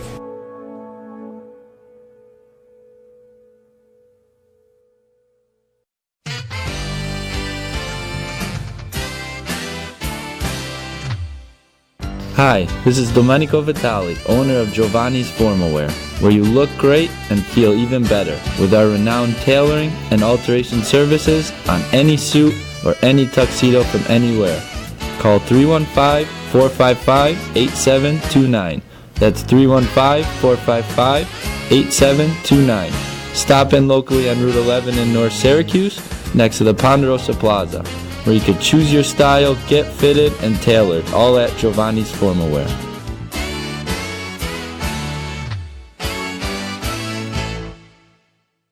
I'm George Townsend of Honda City with some good advice when buying a new car. The true cost of owning a new car is determined by the appraised value when you trade it. No vehicle appraises higher than a Honda. Next, look for low APRs and deep discounts. You also want low maintenance costs and great fuel economy. That's why my advice to you is to buy a new Honda. Looking pre-owned, visit our Honda Certified Used Car Center. Honda City, 7140 Henry Clay Boulevard, Liverpool, or HondaCity-CNY.com. It would be a pity if you don't shop at Honda City.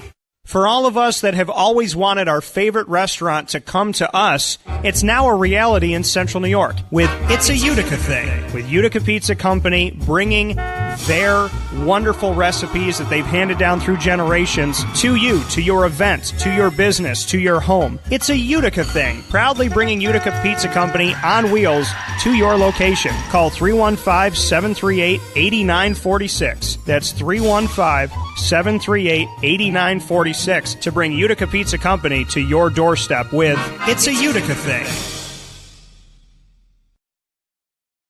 Welcome back here to Wake Up Call with Dan Tortora on wakeupcalldt.com, your one-stop sports shop, and on mixlr.com/wakeupcalldt. Happy to be here with you every Monday through Friday from 9 a.m. to 11 a.m. Eastern Time on the broadcast, and always appreciate you tuning in. However you're connecting with Wake Up Call, we're on Facebook at Wake Up Call DT, we're on Twitter at Call DT, we're on Instagram at Wake Up Call_DT, we're on YouTube with over 1,000 shows, youtube.com/wakeupcalldt.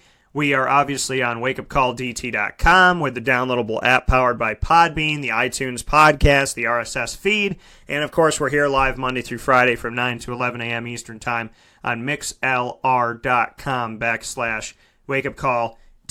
We're doing it all, folks. We get you every which way, and there's over 500 articles on wakeupcalldt.com's Right Now page, so there's always a way to involve yourself and to be a part of the show, and it's all free for you to do. I'd rather you go to the wonderful businesses that I work with in the community and spend your money there, so you get the content that I have for free, and then go to Chick-fil-A, go to Utica Pizza Company, go to Carvel DeWitt, go to the Wildcat Sports Pub, go to Lawrence L.J. Papaleo, licensed real estate salesperson of Gilbo Realty, and call him at 315-748-2524. Get in touch with 315 Chiropractic and Wellness. Go to the Penn and Trophy Center at their new location in East Syracuse. Get your car, lease it, or buy at Honda City of Liverpool. Go to Giovanni's Tuxedos in North Syracuse for all your suits and your formal wear, whether it's a wedding or an anniversary or any type of party, or you just need new suits to put in your wardrobe. Dry Sig Apparel and Dry Sig Lady. Go to somebody local to create apparel for your businesses, to create apparel for your breast cancer walk, or your fundraiser, whatever your team, whatever it may be. If you have a softball team, DREISSIG apparel.com and DREISSIG lady.com, fanhands.com. Every single fan needs to be allowed at a game and cheer on their team. There's no better way to do it than with a pair of fan hands. So go to fanhands.com now and get your team's favorite color. Looking Glass Events, planning your event in central and upstate New York. Give your money to them. Help them out, because they're good people in the community. I'll give you the information here, free content, and spend your money with them. That's how I look at it. So, it's teamwork, folks. That's what it's all about. Speaking of teamwork, let's get into the NFL here, right? There's some things that are happening. There's some stories in the NFL that are some interesting, right? There's interesting storylines. We could talk about this all throughout the week because there's going to be a lot of stuff going on, right? We can't get to everything today. I like what Orange Avenger said. Ecto Cores used to be Ecto Cores, now it's Orange Avenger. I love it. Orange Avenger. Because the Soul Stone is orange, and it's my favorite stone. And I also love the Avengers, so I'm all game for Orange Avenger. And they just said, teamwork makes the dream work, and that's absolutely true. That's why I don't say I have sponsors, I have partners, and it's a team, not a group of individuals. We're a little bit different here on Wake Up Call with Dan Tortora, and we appreciate the difference. Because if you're not different in this world in all the right reasons, then maybe you're different in the wrong reasons, or maybe you're the same as everybody else. Nobody wants to be any of those things. Got to be different. Dare to be different. So the NFL has some storylines that are changing things up and making things interesting. And Odell Beckham Jr. is one of these. Question marks, right? What's Odell going to be? How is Odell going to fit with this team? Do you think Odell should be traded? Do you think that they should somehow move this guy out of here? Odell Beckham Jr., the number one with the Giants, but is he the number one anymore? Is he that guy that you lean on?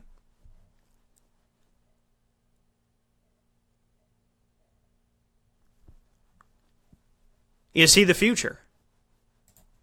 Is he a head case? Do you like his antics? What do you think? Victor Cruz, nobody knew who he was. He's getting touchdowns. He's getting endorsements. He's doing the salsa, a little bit of that love in the end zone. And then he disappeared. Odell Beckham Jr., one-handed grabs against the Dallas Cowboys. Then he gets hurt. Then he has antics. And over the last few seasons, couple seasons, he's kind of disappeared.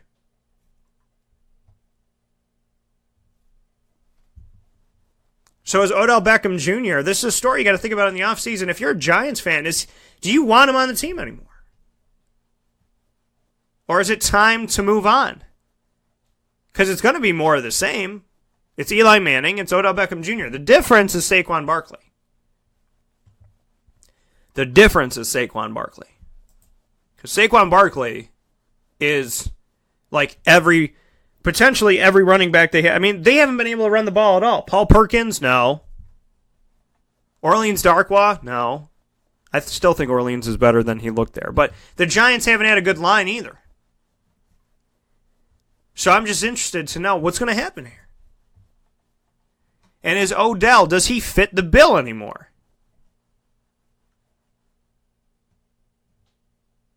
Does Odell Beckham Jr., does he fit anymore? Or should he go somewhere else? And what the heck, and what the heck with Des Bryant?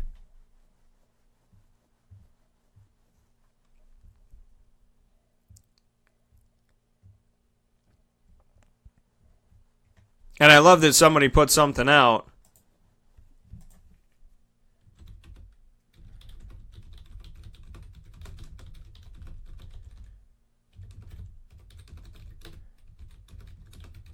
and I'm just reacting to somebody that posted something on Twitter, said, I am the only person that believes that Dez Bryant fell off not because of age or his own ability, but because Dak Prescott isn't that good. It just doesn't make sense that a 27-year-old elite all-pro wide receiver with some of the best numbers in the NFL would just collapse in ability. And I just wrote back to this kid who goes by, it's at Rich Homie Zeker.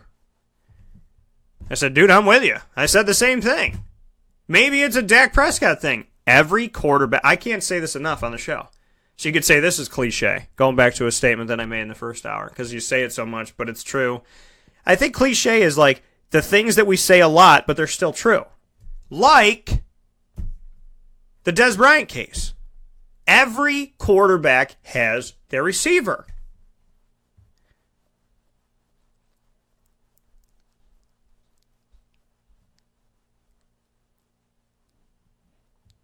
Where do you think Dez Bryant's going to go?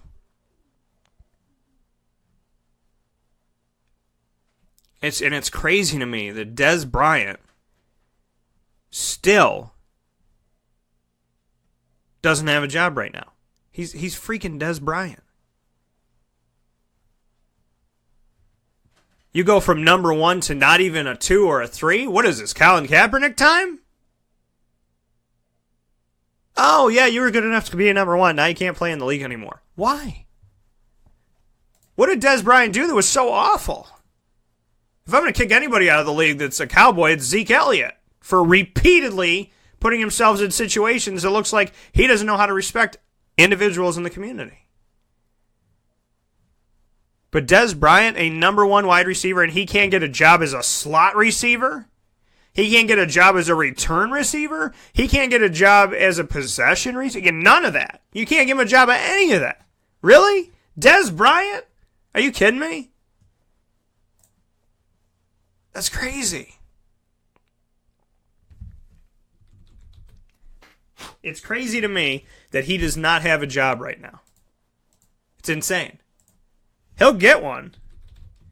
You better hope to Jesus it's not the Patriots. But he'll get one. Because why wouldn't he? Number 1 wide receiver. You can't make him a 2 or a 3? Really? Even with the Cowboys depth chart now, I'd call Dez up and be like, hey, you want to come back for less money?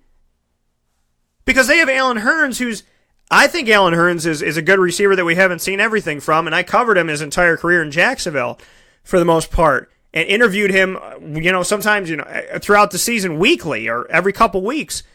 I've been around Allen Hurns. I think that we haven't seen everything that he's capable of. But at the same time, look behind that. The one of the teams that needs a receiver the most is the Dallas Cowboys, and they let him go. I mean, Dallas is sitting here right now like, I was going to ask her to the dance, but then I decided not to ask Dez to the dance. So I asked this other girl, but she said no. So Dez is still out there and not really mad at me, and she's willing to take me back, but I don't know if I can ask her to the dance anymore. Freaking call up Dez and say, I'm an idiot, and ask Dez to the dance. What are you doing? One of the teams that needs a receiver the most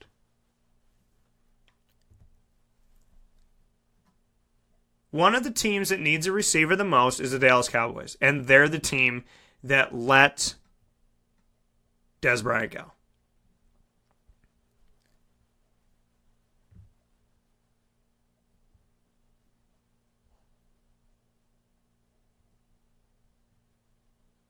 I'd love to know. By the way, we were going to talk about baseball here in a second, but I guess we got to talk about it now. I want to jump to something here. The Supreme Court ruled 7-2 to overturn the federal ban on sports gambling. This is interesting. The Supreme Court has ruled 7-2 to overturn the federal ban on sports gambling.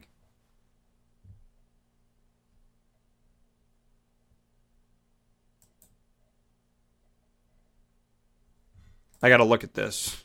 See, that's the beauty of doing live radio, is that we get to talk about stuff as it happens.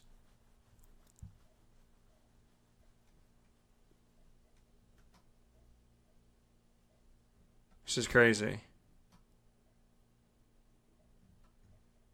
So, what does this mean for Pete Rose and what's going on here. Taking a look at it right now.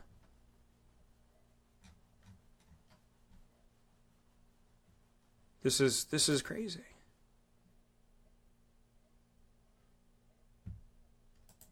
Supreme Court just struck down.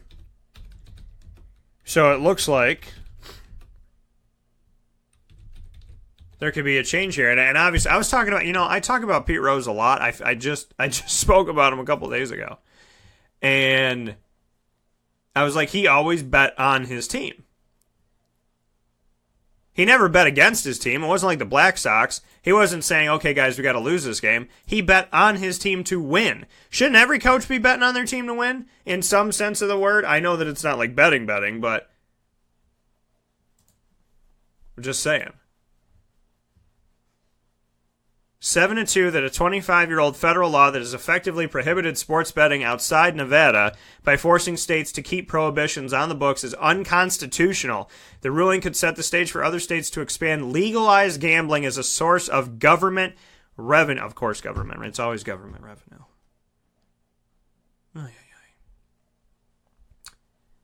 And it was Judge Alito. I want to take a look at this here for a second.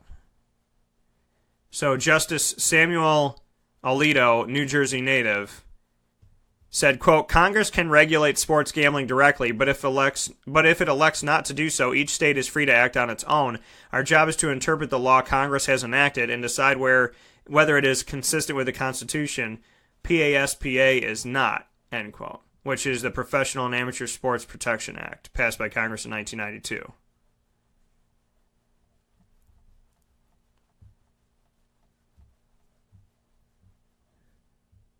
Alito and 6 colleagues agree, but Justice Stephen Breyer said the whole federal law should not have been declared unconstitutional. Ginsburg agreed with that as well.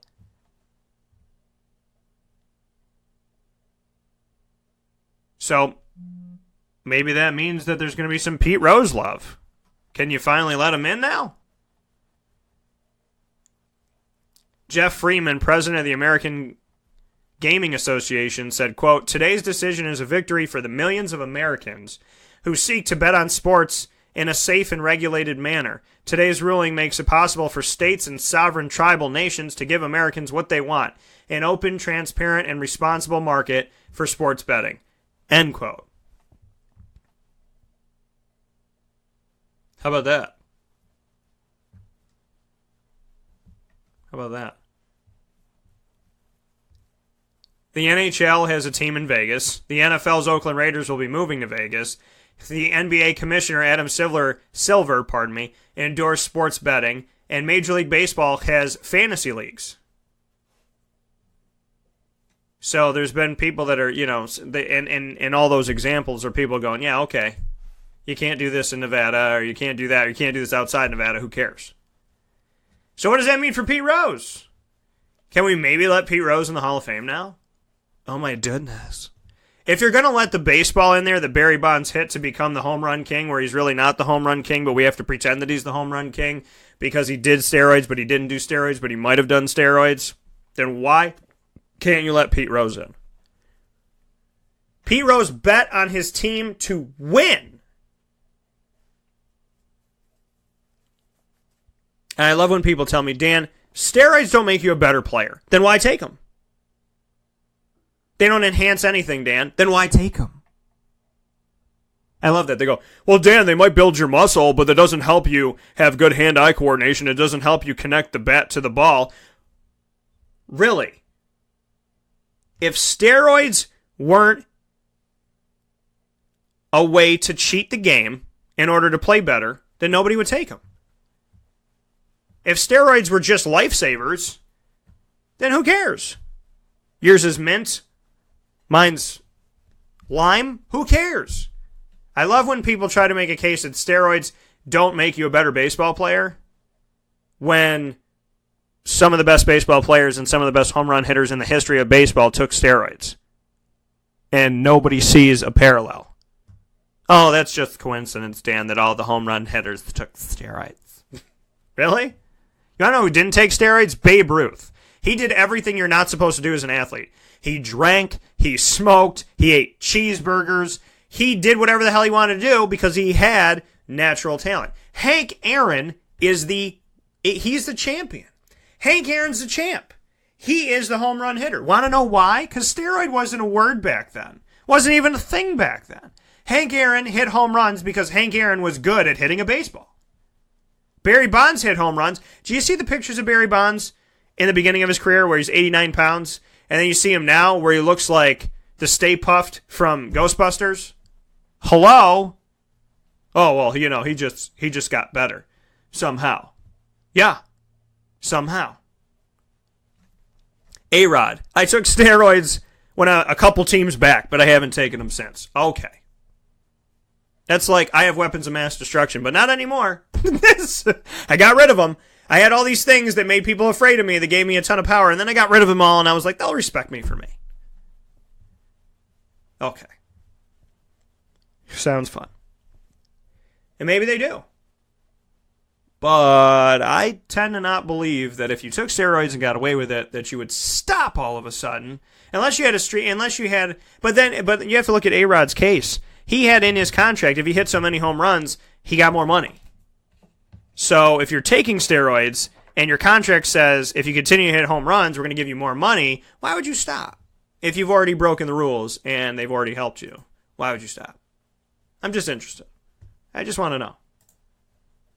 So, this gambling thing with the Supreme Court, kind of interesting here. I'm going to have to look more into it, talk about it more this week. Just happened. It had literally, the USA Today published at 10:12 this morning. It's 10:52. So, maybe Pete Rose can get in the Hall of Fame now. I don't care if you put his picture next to Barry Bonds' ball. At least Pete Rose doesn't have an asterisk. And the thing is, it's what Pete Rose did as a player. How about you let him in the Hall of Fame and say, this is to commemorate Pete Rose the player, not Pete Rose the manager. That's fine, I don't care. But how do you keep Pete Rose out? And put all these asterisk things in there. I said they should have an asterisk room that says above right above the doorway as you're walking in, right above the archway. I want it to have a giant asterisk, and underneath it, it'll say, everything in this room may or may not have happened due to natural talent. And then let me walk in there. At least tell me what I'm getting into. But Pete Rose has a case, because steroids are not supposed to be legal to take and enhance your game. And again, he bet on his team to win. He didn't bet on his team to lose, that I know. Bet on his team to win. So I don't get it. I think we let Pete Rose in. Don't let him in when he dies, because it's such a scumbag thing to do. We're going to take a step aside. We'll come back, and Orange Avenger said something about a little flip-flop with the Cowboys and the Giants, and I'm not against. So we'll talk about that in just a moment. This is a wake-up call, Fast Break. Gear up with the real deal at Dry-Sig Apparel, creating what people are going to see and learn about you before they even meet you. Gear up for what you need for your team, business, or event. To look professional, look good, and feel good, outfit yourself at DrySigApparel.com. That's DREISSIG Apparel.com. The only place to gear up with the real deal. What's the universal language of a fan? Clapping your hands. With Fan Hands, the ultimate sports fan accessory, find your team color, slip them on, and start cheering on your favorite team with 11 different colors, always in stock on fanhands.com, where you'll find the ultimate sports fan accessory. Real fans wear Fan Hands. Utica Pizza Company spells family. Your family, my family, their family. The recipes that they have shared with each other throughout the years and have now been so gracious to share them with us. I can sit here and talk with you about all the great things that are on the menu, but we'd be here forever. So let me say this. Utica Pizza Company is second to none. And now you can bring it home with you and you can dine in the restaurant. UticaPizzaCompany.com will give you all the information that you need. And let me say, these Utica greens, They're the best. Utica Pizza Company. Call them and place your order at 315-214-3060. That's 315-214-3060. Families break bread at Utica Pizza Company.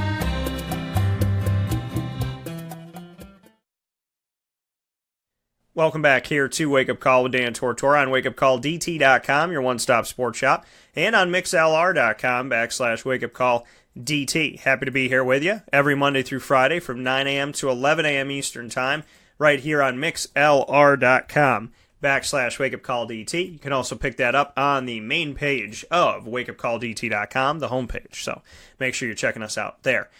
Orange Avenger brought it up, said, hey, how about this? Give the Dallas Cowboys Odell Beckham Jr., and the Giants will take Des Bryant. Let's flip-flop them. See what happens. I'm cool with that, too. I'd love to see that. Wouldn't that be fun? Just to see what happens? I would love to see it. Give it a shot. Absolutely.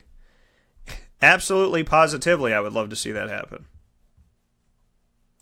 Let's make it happen. Why not? What do they have to lose? I don't feel like the Giants are, oh my God, yes, let's keep Odell. And I also don't think that, obviously the Cowboys didn't care about letting go of what they had. So, why not make a move? Orange Avenger says, Dez has proven himself. Odell is questionable. And that's true. Odell Beckham Jr. made some one-handed grabs and some tough catches, and that's really cool. Des Bryant's done a lot of cool things. But, Dez, look at Dez's career, though. That's what I'm saying, though. How does Des Bryant not get a freaking job? Again, we talked about, go all the way back to the beginning of the show. It's not about the numbers. It's not about the numbers. If it was about the numbers, then look at where we would have been right now. If it's about the numbers, then Jeepers Christmas. Then Des Bryant should have a job right now if it's about the numbers. It's not about the numbers. It needs to be about, look at what he's done. Look at the output that he's done, what he's brought forward, what he has done for his team. Orange Avenger said, because he's a Giants fan, he said, I hated playing Des. That's why I think he should be with us.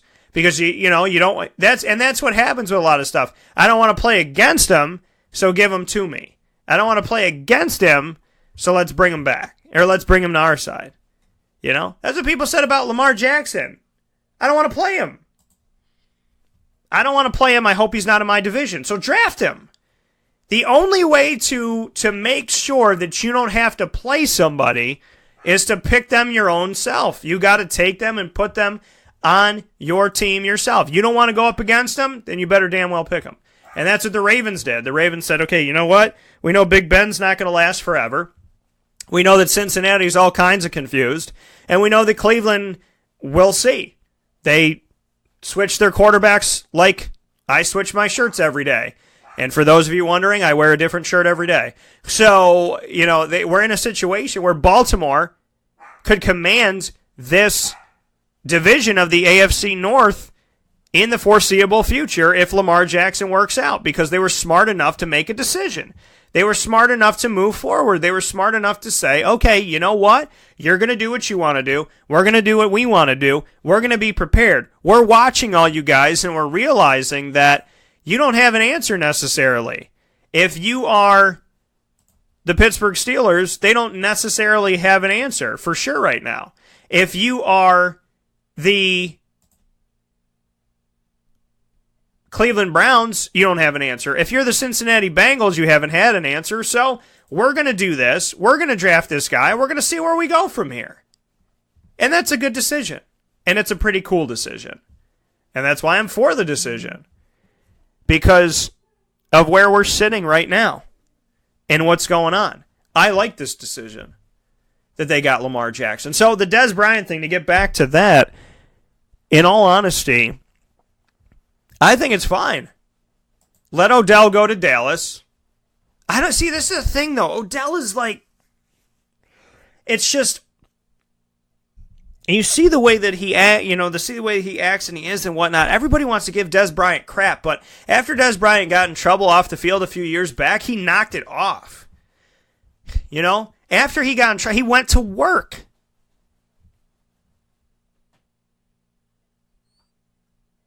So to me, I think, you know, Dez took some not so great moments and was like, okay, you know what? We're going to make it better.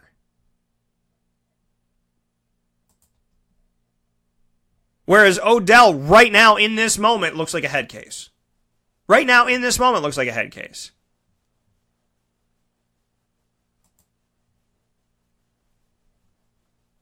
So if I had to choose, I'm taking Dez. So I can understand Orange Avenger as a Giants fan why you would want Dez.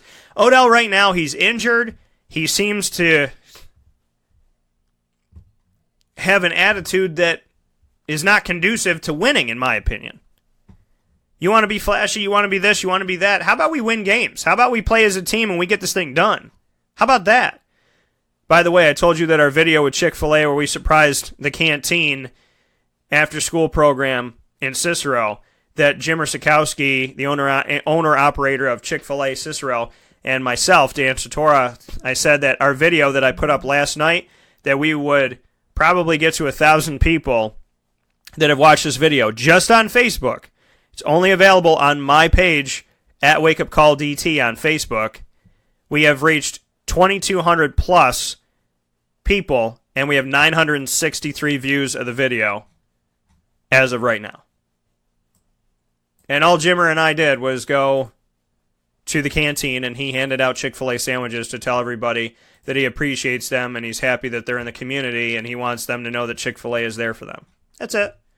That's all we did. It ain't about the numbers, folks. It's about the people. I'll tell you that 100 million times. It's about the people. And we love helping the people here on Wake Up Call with Dan Tortora. With that being said, let's take a quick, fast break. I'll get you set for tomorrow in just a moment. This is a wake-up call fast break.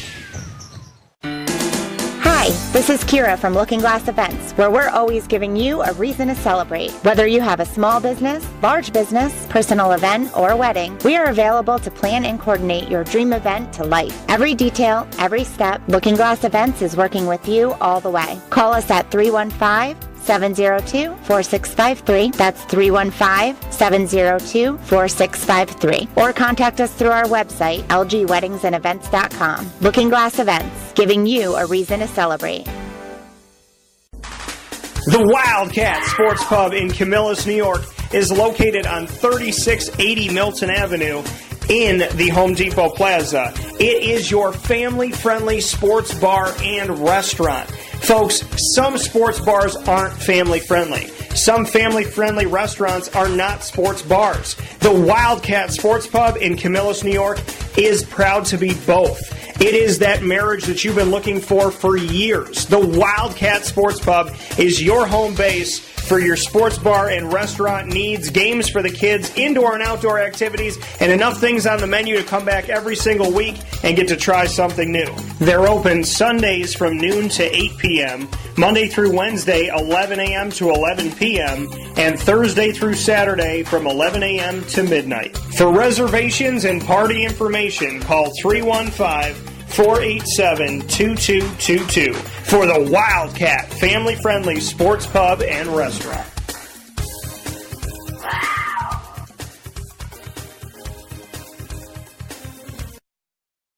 Welcome back here to Wake Up Call with Dan Tortora on wakeupcalldt.com, your one-stop sports shop, and on mixlr.com/wakeupcalldt. Proud to be here with you every Monday through Friday from 9 a.m. to 11 a.m. Eastern Time on mixlr.com/wakeupcalldt. The Carrier Dome is getting upgrades. We talk about peeling back the orange here on Wake Up Call with Dan Tortora when we talk on Syracuse. How about peeling back the dome? Peeling back that beautiful marshmallow to show the sky? Folks, there's going to be some changes, and we're going to talk about that tomorrow. So that will be on the show tomorrow. For Tuesday, May 15th, we will be discussing the new pictures of the dome and these renovations that are allegedly going to cost $118 million for the Carrier Dome that opened its doors in December of 1980, folks. We're going to talk about these upgrades to the Carrier Dome. Tomorrow's show on May 15th, we're also going to be featuring Brendan Paul, who's going to be joining me. Brendan Paul, who is a preferred walk-on to Syracuse's team, who played at Brewster Academy most recently with Buddy Boeheim, the son of Jim Boeheim, and a Syracuse signee for this season. Brendan Paul will be joining me for an awesome experience and an awesome conversation on tomorrow's show. The Ingredients to Success, proudly brought to you by Utica Pizza Company, will be on there as well. And we will, of course, be talking about the Carrier Dome and so much more. A little bit of NBA, too, as the Golden State Warriors get set to take on the Houston Rockets. So follow us back right here, same time, 9 a.m. to 11 a.m. Eastern Time.